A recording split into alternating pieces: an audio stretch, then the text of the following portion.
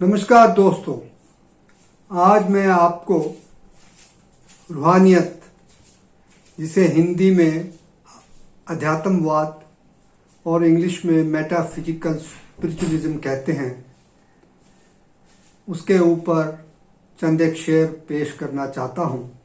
उम्मीद है आपको ये पसंद आएंगे और आप मुझे अपने कमेंट्स भेजेंगे।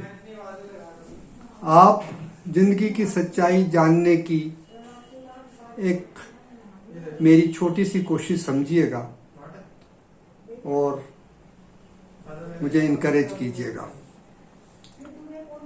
महबूब की मोहब्बत जब खुदा की इबादत में बदल जाती है तो इंसान और खुदा में कोई फर्क नजर नहीं रहता। कबीरा मन निर्मल भया, ज्यूं गंगा का नीर, हरि पाछे पाछे फिरे, कहत Kabir Kabir. We all know death is inevitable. One who is born will certainly die. It is also the greatest wonder of our life.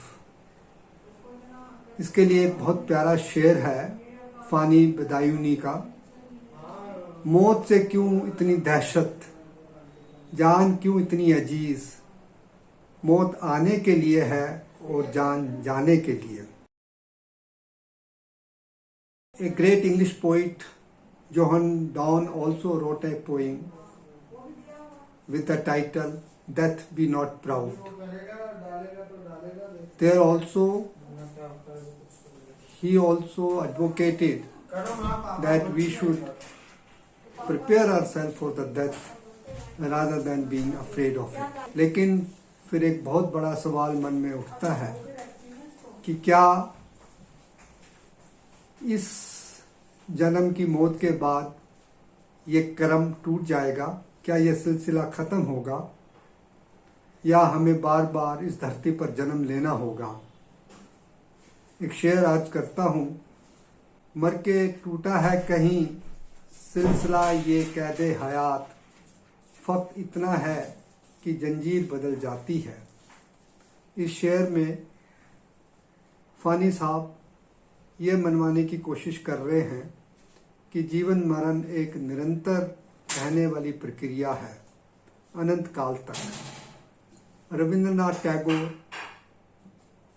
our Nobel laureate, also subscribed to this kind of thinking. Man is immortal, therefore he must die endlessly, for life is an creative idea. It can only find itself in changing forms. कभी कभी इंसान अपना दुख तकलीफ को भुलाने के लिए मैं खाने की शरण लेता है। एक शायर ने क्या खूब लिखा है, निकल कर दैरो काबा से अगर ना मिलता मैं खाना, तो ठुकराए हुए इंसान खुदा जाने कहाँ जाते। मिर्जा गालिब ने तो पहले ही लिख दिया था, जाहिद शराब पीने दे मस्जिद में बैठकर, या फिर वो जगह बता कि जहाँ खुदा ना हो। अब सुनिए डॉक्टर इकबाल का एक बहुत खूबसूरत शेर। कभी यह हकीकत मुंतजर नजर आ लिबास मजाज में, कि हजारों सिजदे तड़फ रहे हैं मेरी जमीन नियाज में। डॉक्टर इकबाल खुदा से, परवरदिगार से ये प्रार्थना करते हुए नजर आते हैं कि कभी वो साकार रूप में दिखे, वो हमारे सामने आए। लेकिन बाद में उन्होंने ये भी माना कि ईश्वर निराकार है और उसे कहीं ढूंढने की ज़रूरत नहीं, वो तुम्हारे अंदर ही है, आप उसे महसूस कर सकते हैं।